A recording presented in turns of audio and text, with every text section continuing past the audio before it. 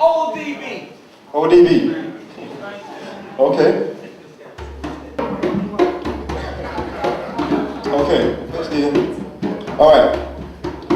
For those of you who don't know me, my name is Paul Simons. I'm actually the founder of an association known as Tamaray House. Besides that, I'm also an author. I'm also a publisher. I do mentoring, I do coaching, I do all sorts. Alright, I mean basically my thing is just about setting an example for the youths amongst us, which I'm sure those of you who are elders here have that same intention. Would that be fair to say, elders? Elders? Sorry? Each one teach many. Okay, so what I like to do anyway, just very, very briefly, is just introduce one of my books. It's called Arrogant Cries. Okay, and the subtitle of the book is Communicating with God Through Music and Performing Arts. And it also goes into the implications of the hip-hop culture. Okay, now inside this book, what I would like to read for you is just a small note from the appendix which goes into the 5 elements of hip-hop culture. Now, how many people here are not familiar with those 5 elements?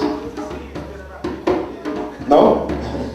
Okay, how many people are familiar with those 5 elements?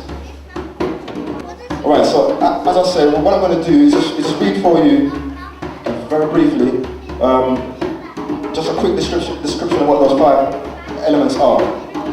But it starts off by saying, hip-hop, in terminology, describes 5 fundamental principles. These principles are the core elements that substantiate hip-hop culture itself. The first element is DJing. As a matter of fact, could you give my DJ a big round of applause, please?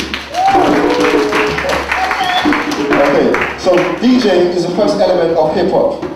This has evolved into an industry of music production. Many of the world's renowned producers of today were DJs in their earlier days of the culture. Would you agree? Would you agree, sir? Good. Right, the second element is MCing, and I believe we have a few MCs in the house. Alright? So the second element is MCing. MCing is the second element of the culture. It represents the voice, the trumpet of the culture. The third element is breakdancing. And okay, breakdancing is the third element. It is a form of martial arts. How many people have ever thought of breakdancing being a form of martial arts? Yeah? Okay.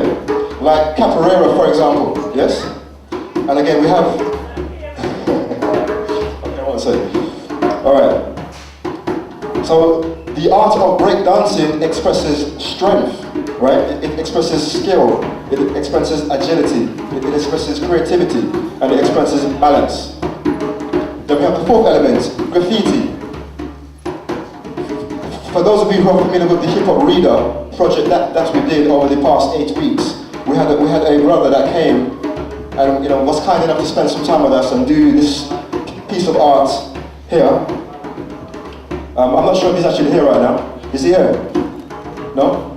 But if we could just give our brother a round of applause anyway, yeah, for listening across this piece of art.